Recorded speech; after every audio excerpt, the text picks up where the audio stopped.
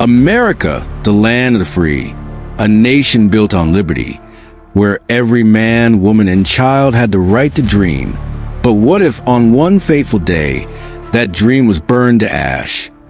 The year was 1945. The world had been at war for 6 long years. Millions had died, cities had crumbled, and the Allies were pushing Germany back.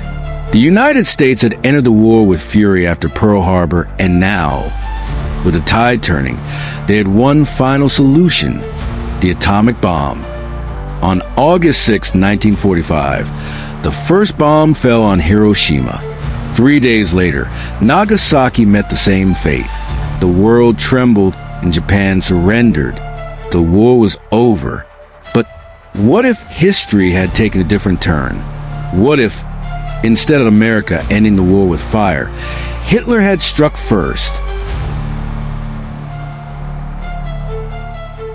It was a warm afternoon in Texas when the sky turned to fire. No sirens, no warnings, just a blinding light over Dallas that swallowed the city in an instant. The second explosion followed minutes later, obliterating Los Angeles. America, the invincible, had just been shattered. Panic spread like wildfire. The government scrambled, but the damage was done. People in New York watched helplessly as Hitler's voice echoed through their radios. The American giant has fallen. The world belongs to the Reich. Within weeks, Washington, D.C. lay in ruins. The president captured, the White House repainted, this time in blood red and draped with Nazi banners. The stars and stripes were torn down. In its place, the swastika flew high, with America in ruins. Surrender was inevitable. Britain, isolated, fell soon after. The Soviet Union, crushed by relentless assaults, finally bowed to Hitler's iron rule. The war was over, not in victory, but in submission. The world map was rewritten. North America was now called New Germania. Hitler's face was plastered across newspapers, magazines, and even school textbooks. Speaking against the Reich meant death. The French, forever bound by irony, were tasked with rebuilding the Statue of Liberty. When it was unveiled in 1950, it was no longer a symbol of freedom. It was Hitler's face, cast in stone, staring across the Atlantic with a smirk. By the 1950s, life had become unrecognizable.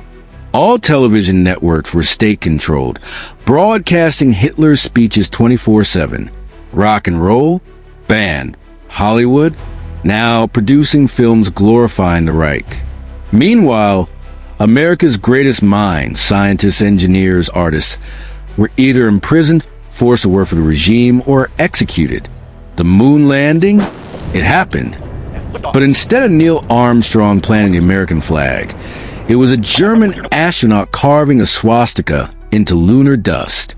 The FBI was dissolved. In its place, the Gestapo of America ensured total obedience. Informants were everywhere. Your neighbor, your teacher, even your own children could turn you in for a whispered joke about Hitler. By the 1970s, a new generation was born into slavery, knowing nothing of the free world that once existed. Schools taught that Hitler was a god, the true savior of mankind.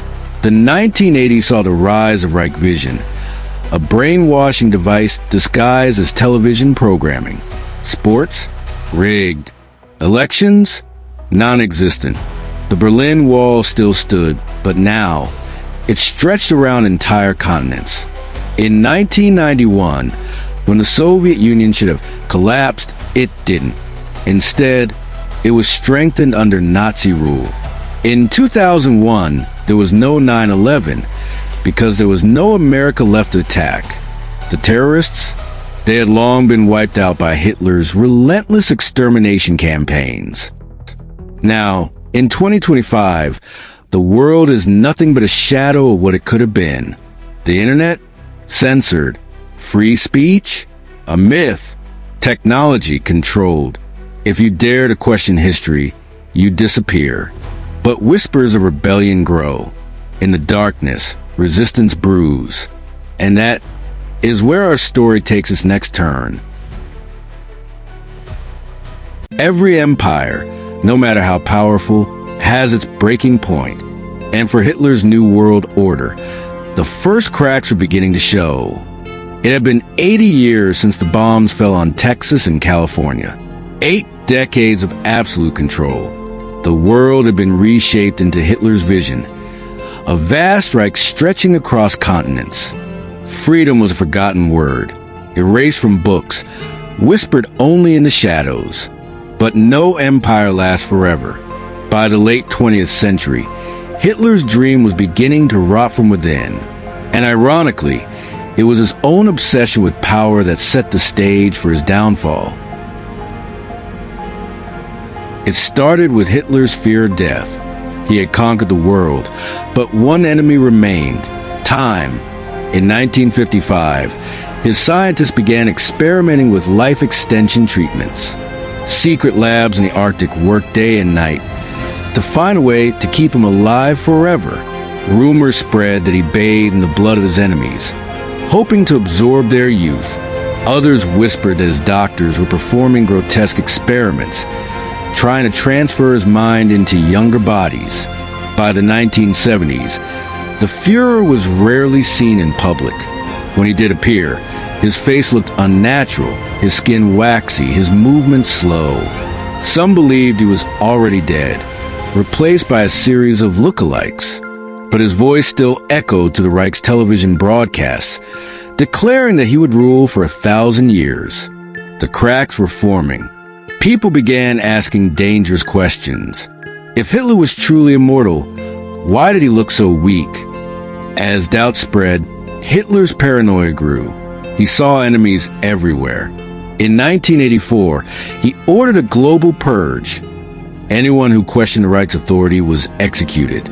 Scientists, high-ranking officers, even longtime Nazi loyalists disappeared overnight. Entire cities were placed on a lockdown, with mass arrests happening in the dead of night. But the purge only made things worse.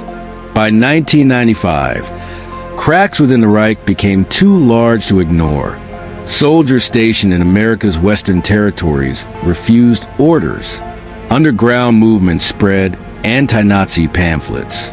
Secret broadcasts from hidden radio stations told stories of the old world, a time before the Reich, when people were free to love, to think, to create. And worst of all for Hitler, the youth of his empire began to listen. By the 21st century, Hitler's vision was crumbling. His carefully controlled society was being eaten from the inside.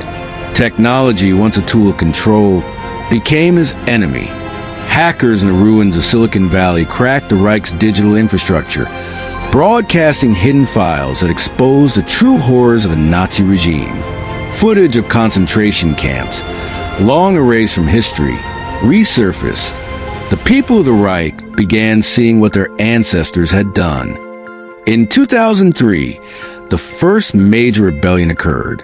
Small at first, a group of insurgents in former Texas stormed a Nazi supply depot, taking control of an underground bunker filled with weapons. The Gestapo crushed them, but the damage was done. In 2011, riots erupted in Berlin. The sight was unthinkable. Nazi banners torn down, statues of Hitler defaced, the people chanting for freedom. The Führer, or whoever was still playing his role, responded with brutal force. Thousands were executed. Entire districts were leveled. But no matter how many were killed, more rebels rose in their place. The Reich was cracking. By 2025, whispers spread that a great uprising was coming. And this time, the world was ready to fight back. The Reich that had ruled for decades was about to face the one thing it feared most: hope. For nearly a century, the world had known only one master. But in the year 2025, the unthinkable happened. The Reich lost control. It started with a blackout. On May 1st, 2025, the power grid in Berlin collapsed. At first, People assumed it was a temporary failure, but as hours passed, reports flooded in, hospitals were offline, Reich-controlled banks had lost access to their funds, and worst of all, Reich Vision, the Nazi propaganda network, had gone dark for the first time in history. And then the explosions began. The underground resistance, long thought to be weak and scattered, struck with military precision. Explosions rocked Nazi government buildings. Bridges were blown apart. Armed rebels flooded the streets, storming Gestapo headquarters, freeing prisoners who had spent their lives in darkness. The world watched in shock as the first live-stream footage of the rebellion hit the internet. The Nazis had always controlled what people saw, but now, the truth was being broadcast and censored. Berlin was burning, and for the first time in nearly 100 years, the Reich was losing. The Reich responded with pure, unfiltered rage. Entire cities were locked down. Mass executions took place in public squares, meant to terrify the rebels into submission. But fear had lost its grip. The people had seen too much. The truth had finally reached even the most loyal Nazis. Hitler was dead. The man who had claimed to be the Führer for decades? Nothing but a puppet. His body, long preserved through failed experiments, had been nothing more than a symbol to maintain control. The real power belonged to the shadows, the secret council of Nazi scientists, generals, and businessmen who had kept the world in chains. But their secret was out, and now the world wanted revenge. On July 4th, 2027, resistance forces from all over the world converged on the last stronghold of the Reich, the Führer's palace in former Washington, D.C. Once the White House, it had been transformed into a grotesque monument to Nazi rule. As explosions ripped through the palace, the final battle began. Nazi loyalists, armed with the last remnants of the Reich's military power, fought desperately to hold the city. But the resistance was relentless. By nightfall, the last Nazi leaders had either been captured or executed. The people, after nearly a century of fear, were free. And as dawn broke over Washington, the swastika was finally torn down. It took years to rebuild. Decades of brainwashing, of brutality, of rewritten history could not be erased overnight. But step by step, the world began to heal. The Statue of Liberty, once desecrated with Hitler's face, was restored to its former glory, this time with the words "never again" carved into its base. The Führer's palace was demolished, replaced with a new monument dedicated to those who had suffered under Nazi rule. The Reich's flags were burned, their statues toppled, their books rewritten, not with lies, but with the truth. The Reich had fallen, but the scars it left on the world would never fade. It had taken nearly 100 years, but the Nazi Empire was finally destroyed. The banners had been torn down, the statues of Hitler toppled, and the last of the Reich's leaders either executed or imprisoned. The world celebrated. Parades filled the streets of New York, Paris, London, and Tokyo. The free nations honored those who had fought and died for liberation.